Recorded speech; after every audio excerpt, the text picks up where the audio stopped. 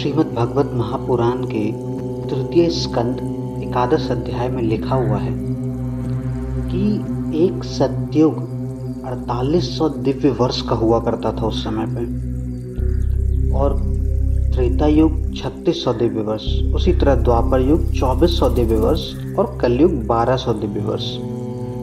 तो अभी बात करते हैं कि ये दिव्य वर्ष क्या है। तो दिव्य वर्ष को हम नॉर्मली ह्यूमन टर्म में बोल सकते हैं दिव्य वर्ष भगवान का वर्ष, भगवान का एक साल। तो जब हमारा एक साल होता है ना, हम इंसानों का एक साल होता है, तो भगवान का एक दिन होता है वो। तो इसी तरह हमारा 360 साल भगवान का एक वर्ष हुआ।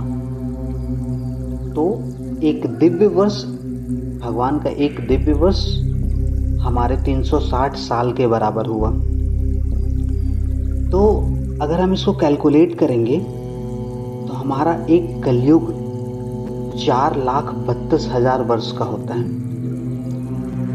इसी तरह इससे 2 गुना द्वापर युग अर्थात 8,64,000 वर्ष, 3 गुना त्रेता युग अर्थात 12,96,000 वर्ष और 4 गुना सतयुग अर्थात 17,28,000 वर्ष। अभी इन चारों को जब हम जोड़ेंगे ना तो वो बनेगा महायुग। इन चारों को जोड़ने के बाद एक महायुग बनता है, जिसका ह्यूमन ईयर्स से अगर उसको कैलकुलेट किया जाए तो 43,20,000 वर्ष होता है वो। ठीक है, तो एक महायुग 43,20,000 वर्ष का हुआ। अभी ब्रह्मा जी जो थे ना हमारे, ब्रह्मा जी का एक दिन 1,000 महायुग का हुआ करता था। उसी तरह एक रात अगेन 1,000 महायुग का।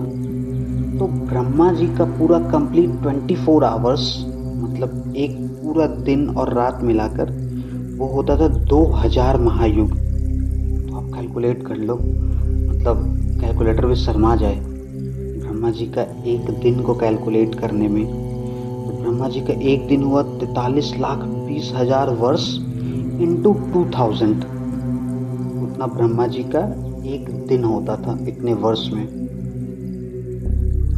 और ब्रह्मा जी की आयु थी 100 साल। आप सोच लो ब्रह्मा जी का कितना उम्र होगा, मतलब ह्यूमन, मतलब जमीन पे जो वर्ष होता है हमारा, उसके हिसाब से ब्रह्मा जी का कितना उम्र होगा।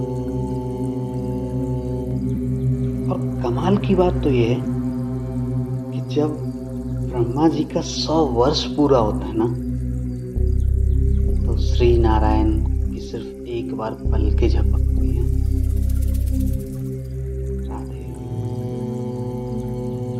तो जब श्री नारायण अपनी एक पलकें झपका रहे हैं तो ब्रह्मा जी 100 साल पूरे कर ले रहे हैं।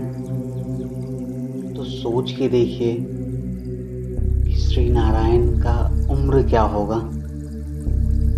मतलब कैलकुलेटर तो शर्मा ही गया ऑब्वियसली ब्रह्मा जी का कैलकुलेट करने में। और ये सारा लिखा हुआ है, ऐसा नहीं कि हाइपोथेटिकल कंडीशंस, हाइपोथेटिकल्स नंबर्स मैं बता रहा हूँ आपको। ये सारा लिखा हुआ है श्रीमद् भागवत महापुराण के तृतीय स्कंद एकादश अध्याय में लिखा हुआ है, और मैंने इसे क्रॉस चेक किया है, तभी मैं बता रहा हूँ। अमेजिंग।